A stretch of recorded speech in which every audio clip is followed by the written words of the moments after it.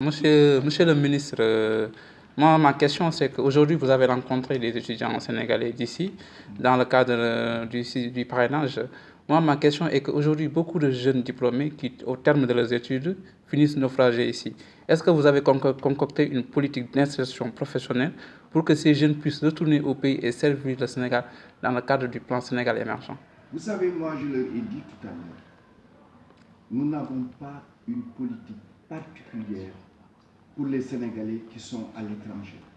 La politique que le Sénégal mène, c'est valable pour tous les jeunes qui sont diplômés, qu'ils soient au Sénégal ou à l'étranger.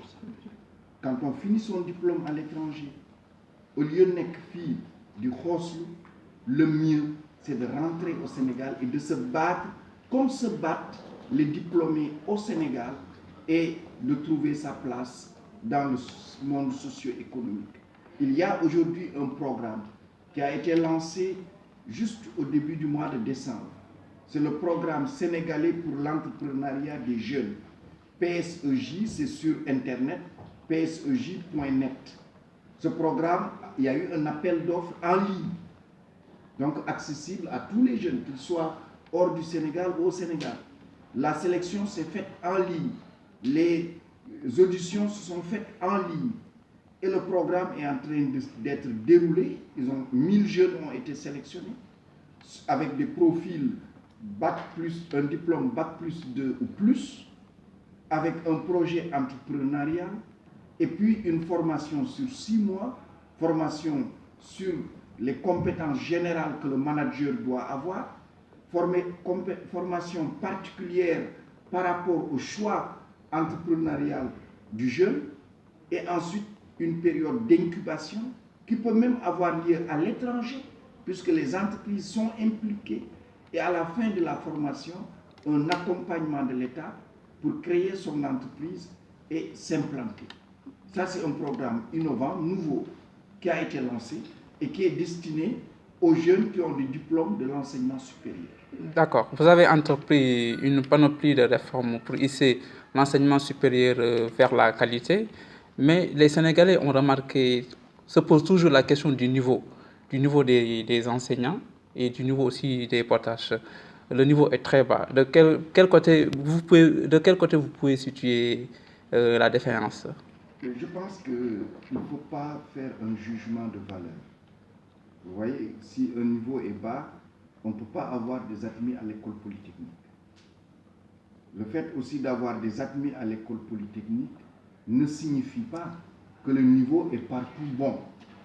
Donc il faut avoir juste, je pense, la mesure qui est de voir qu'est-ce qu'il faut améliorer dans le système. Aujourd'hui, pour la qualité du système, le principal problème, c'est le respect des quotas horaires et le rétablissement du calendrier universitaire normal. Des efforts énormes sont en train d'être faits par les recteurs avec les enseignants et autres, et ces efforts sont concentrés. Il y a déjà quelques avancées, mais c'est des efforts qui doivent se poursuivre à travers l'assainissement d'un certain nombre de questions, particulièrement à Dakar dans un certain nombre de facultés, et en même temps aussi une question pédagogique de meilleure implication de tous les acteurs au niveau de la détermination du calendrier universitaire et de l'effectivité des enseignements par ceux qui devraient le faire. Et c'est en ce sens-là qu'il y a des efforts encore à faire. L'autre effort à faire est lié à la diversification des filières et aussi à la variété des modalités d'enseignement. Ça fait partie des objectifs et des indicateurs qui sont jugés dans le cadre des contrats de performance que les universités sont en train d'exécuter. Il y a des avancées, mais il y a encore beaucoup à faire. Et c'est pourquoi je ne vous dirai pas que la réforme est au bout. La réforme est en train de se faire. Il y a des pas énormes qui ont été faits, mais il reste encore. Et je pense encore c'est un travail d'1 an, 2 ans, au bout duquel nos universités vont retomber sur le pied. D'accord. Le SAES a déposé un préavis de grève. Je rappelle que c'est le syndicat autonome des enseignants de l'enseignement du supérieur a déposé un préavis de grève pour non-respect au protocole d'accord signé le 16 mars 2015. Et dans une de vos interviews, vous avez dit que Macky Sall refuse que des ministères signent des accords qu'ils ne respectent pas. Et qu'aujourd'hui, le SAES parle de non-exécution de ce protocole d'accord. Est-ce qu'il y a une cohérence de votre politique? Notre politique est cohérente. Vous savez, les questions soulevées par le SAES sont des questions délicates. Il y a des questions de texte qui sont des procédures qui répondent à un certain nombre de processus au niveau des différents ministères. Et ceci peut être plus long que prévu. Vous savez d'ailleurs, dans le préavis, la question de la réforme des titres était une question qui était soulevée. Je pense que vous avez suivi récemment, l'avant-dernier Conseil des ministres a adopté le projet de loi portant sur la modification de la loi 81-059 et qui est plus connu dans le milieu universitaire comme la réforme des titres. C'est une révolution lorsqu'il sera voté à l'Assemblée nationale. Il y a des questions comme cela et c'est pourquoi je suis très optimiste puisque les différents ministères qui sont concernés par les questions soulevées par le SAES sont en train de travailler et je pense que nous aurons sans doute ces questions derrière. Et quel message lancez-vous aux syndicalistes? Le gouvernement a fait beaucoup d'efforts cette année, particulièrement l'année 2016. Nous avons une augmentation du budget des universités. Je prends l'exemple de l'Université de Dakar. Le budget est passé de 20 milliards à 27 milliards. C'est un effort très important qui va permettre d'aller vers l'équilibrage du budget des universités, équilibrage qui était une revendication latente depuis 2005. Et c'est grâce à une décision du président de la République, M. Macky Sall. L'année dernière a été aussi une année importante. 210 enseignants ont été recrutés dans les universités.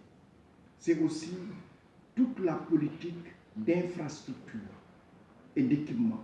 C'est plus de 300 milliards qui sont investis.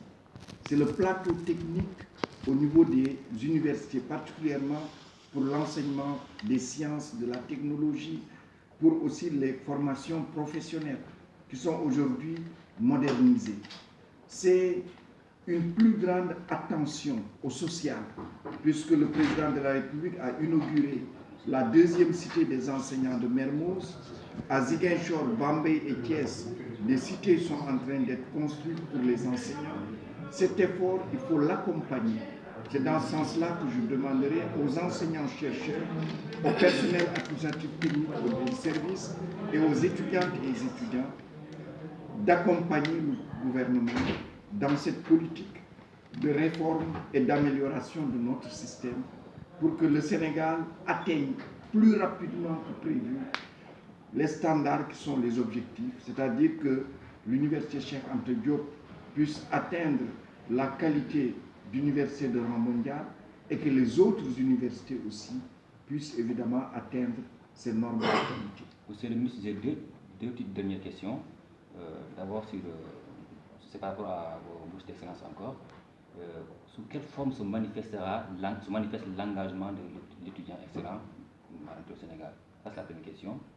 La deuxième, c'est comment appréciez-vous le système de finance qui vient d'être lancé à leur profit aujourd'hui? Vous savez, je l'ai dit tout à l'heure, quand vous avez une bourse, même quand vous n'avez pas de bourse, vous êtes formé, l'État a mis des moyens. C'est vous qui devez à votre pays un engagement. Mais on a compris qu'ils vont signer un engagement. Et ça, c'est d'abord le patriotisme, c'est l'esprit citoyen. Pas demander à son pays ce qu'il va faire pour vous, mais c'est dire moi, je m'engage à faire ceci pour mon pays. Les autres choses sont des actes administratifs. Nous sommes en train de travailler dessus. Le moment venu, vous verrez sous quelle forme cela sera fait.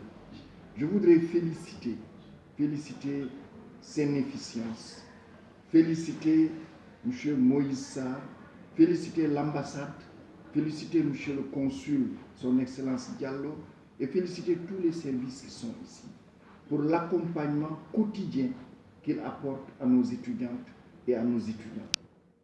Et aussi dire que la réforme qui se fait au Sénégal, vous la vivez aussi ici.